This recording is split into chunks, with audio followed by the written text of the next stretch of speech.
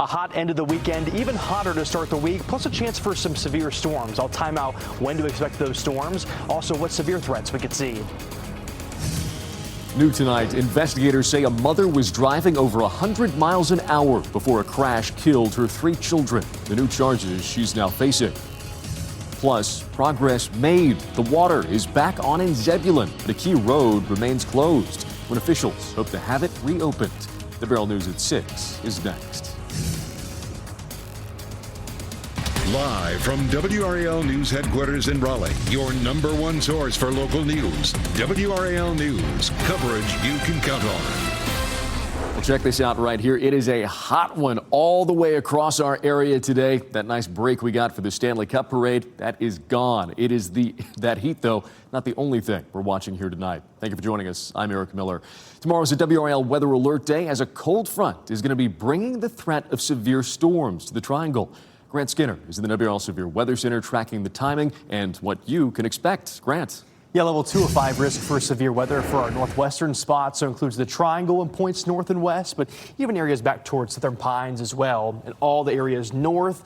The front passes Tuesday morning, but out ahead of it, while that chance for showers and some storms, the main threat I'm watching for is damaging wind gusts. Now, with the level 2 of 5 risk for severe weather, it doesn't mean everyone's going to see severe weather. We won't see widespread storms either, but just a higher chance for those stronger storms in our northern spots. You can see it's mostly quieter in the first part of the day. By 3 o'clock, some isolated showers possible. The best chance for storms later in the day on Monday, minute past 7 o'clock in the evening on Monday on the WRAL weather alert day.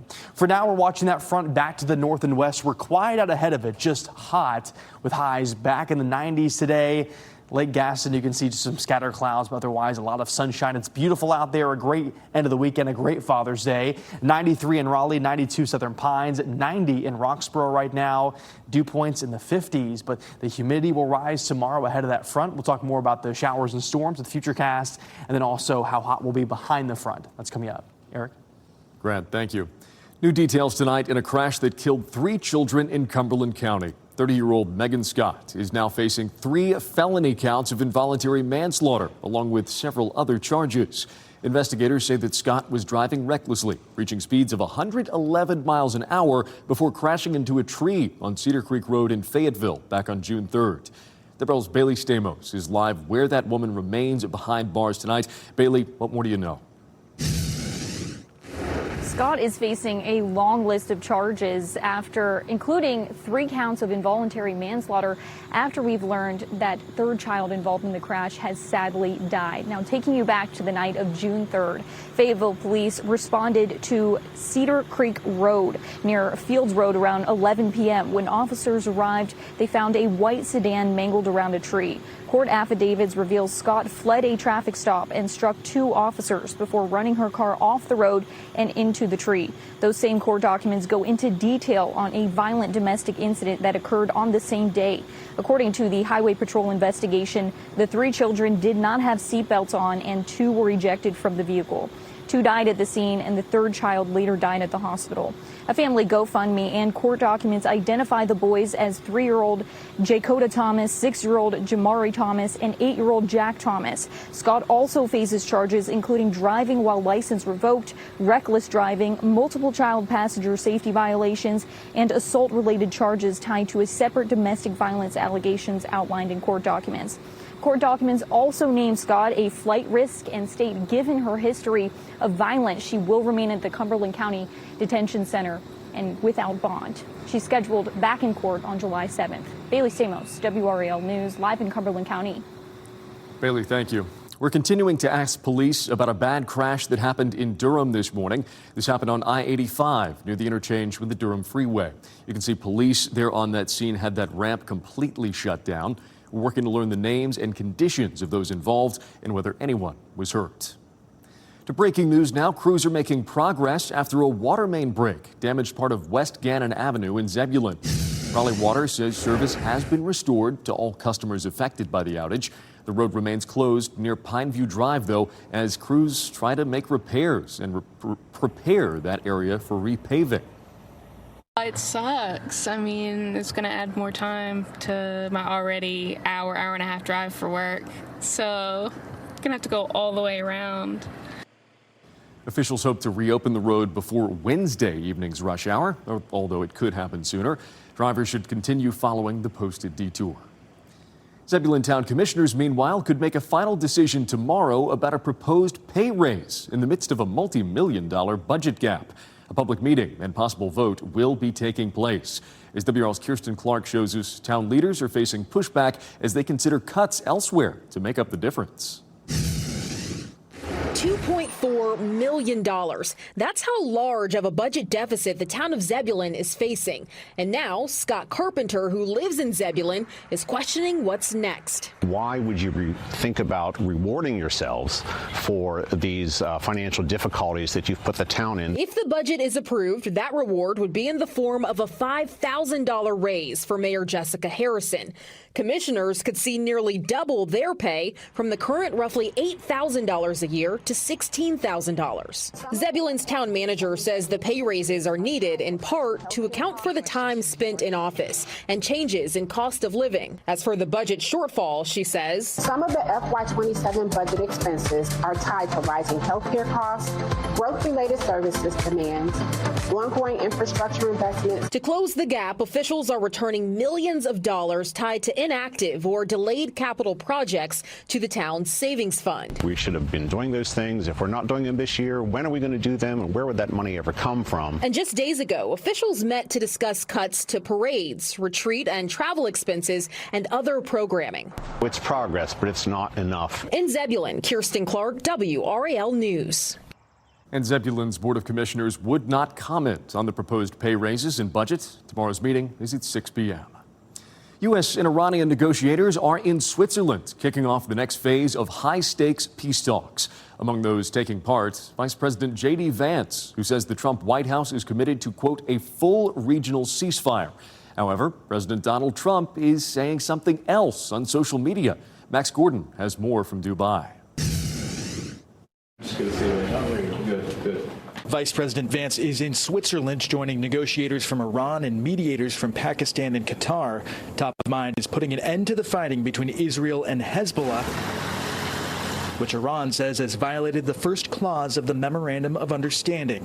Talks have reportedly paused, but Vance seemed optimistic earlier in the day, despite Tehran claiming they shut down the Strait of Hormuz on Saturday in response to Israeli attacks. I actually feel great about where we are in Lebanon. There's still some additional wood to chop, but we're going to keep on working at it. The question before us now is how much more can we accomplish together? Can we turn over a new leaf? Can we change relations in the Middle East permanently? His comments coming around the same time President Trump told Fox News the U.S. may take over the strait if they can't reach an understanding. He also threatened on Truth Social to strike Iran. Meantime, Israeli officials say Tehran should not be involved in its peace talks with Lebanon. A peace agreement between Israel and Lebanon cannot be reached if Iran has so much leverage and they're trying to squeeze themselves into this conflict. Back stateside, politicians remain split over the nearly 4-month war. We need to give this process a chance. We need to give peace a chance. You know how bad this deal is. Iran gets all of the benefits, literally billions and billions of dollars, and America continues to hurt. Representatives from Israel and Lebanon are expected to meet in Washington next week for another round of talks. In Dubai, Max Gordon, WRAL News. And gas prices will likely keep fluctuating as those negotiations continue. You can find the lowest gas prices wherever you go with the WRAL Fuel Tracker. Just go to WRAL.com and search fuel. Now, UNC had been facing elimination today at the College World Series up against Oklahoma, but the Tar Heels have triumphed instead. Carolina defeated Oklahoma 6-2 just moments ago. This is the Heels' third appearance in the championship in school history and the first since 2007. Carolina lost 9-3 in Game 1. A loss today would have ended their hopes of winning the national championship. But today, in Game 2, Jake Schaffner hit a triple to get the scoring going, and Cooper Nicholson hit a home run to put it away in the 7th inning. We'll have more coming up in sports. Because of the summer break, most UNC students are not in class during the College World Series. So when we sent our news crews to Chapel Hill, they didn't really find any major watch parties going on. However, we did end up with some fans at Four Corners watching that game. I'm not normally a baseball fan, but I'm a big UNC fan, so I'm always rooting for us. The deciding Game 3 will be tomorrow at 7 p.m. And if UNC wins that, it will be the team's first national championship ever. Well, still to come here tonight, a different kind of fandemonium. The Stanley Cup celebrations continue across the Triangle, where one Hurricane star had people waiting for hours today. Plus, school supplies needed. A major statewide drive is kicking off tomorrow. How you can help students start this school year prepared.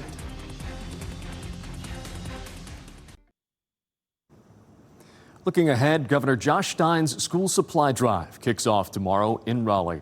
The month-long effort helps collect backpacks, notebooks, pencils, and other classroom essentials for students across North Carolina. Donation boxes will be available at all state employees' credit union branches through July 31st. Well, the Stanley Cup party is still going strong today. Carolina Hurricanes forward Seth Jarvis spent part of his day connecting with fans in Cary.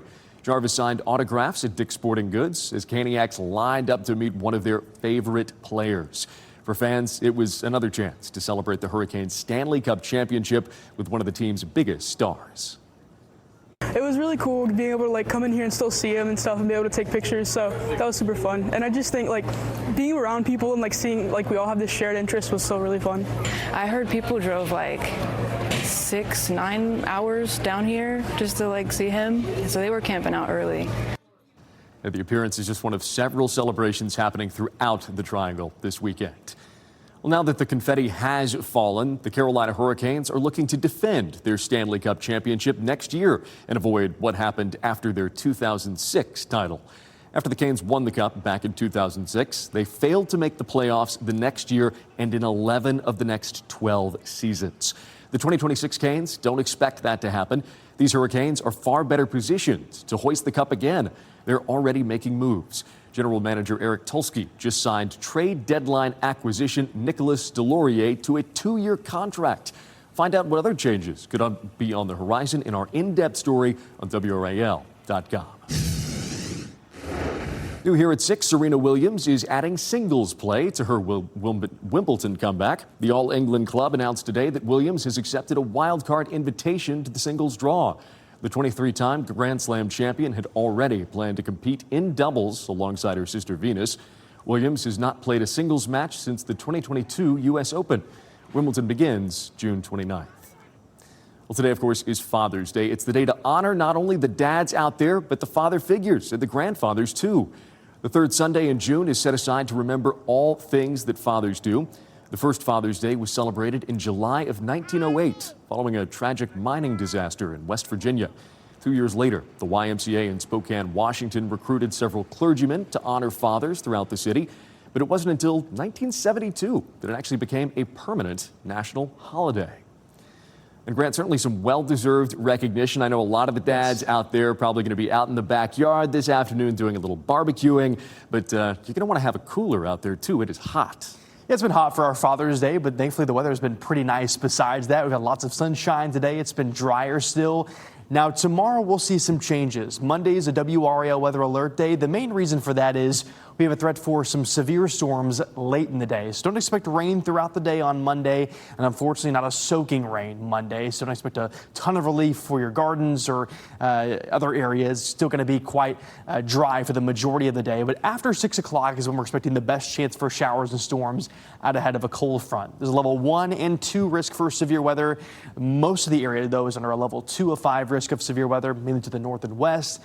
And the damaging wind gusts are going to be the main impact we're watching for into our Monday. Lake Gaston, this is the view right now. You can see just a few clouds. Otherwise, it is beautiful out there on this Father's Day. 93 degrees in Raleigh, 91 Fayetteville. It's 92 in Rocky Mount, 90 in Roxborough right now.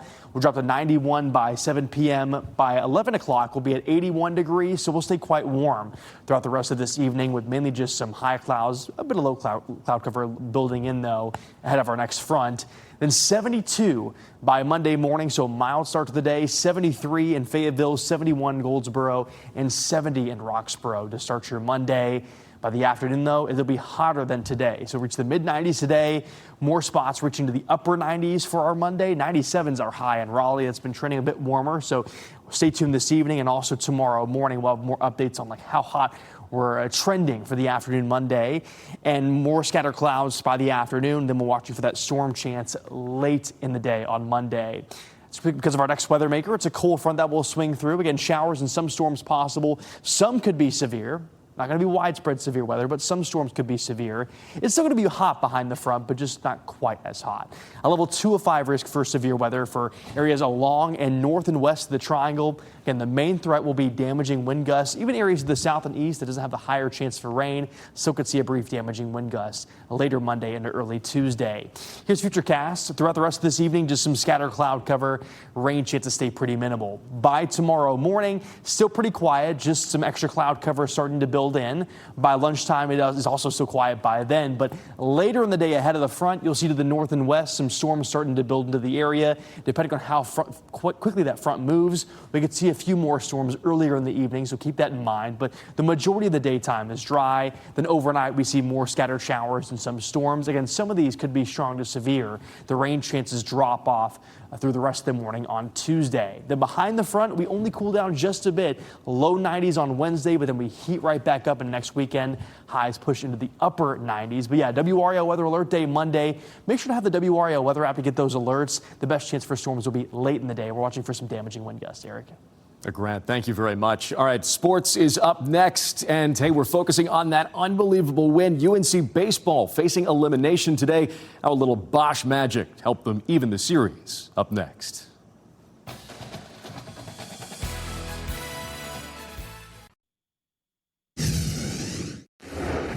All right, so UNC didn't look like themselves in the championship series opener, but maybe they just needed a little Bosch magic. So Carter French's mom packed him a bag of dirt from Chapel Hill.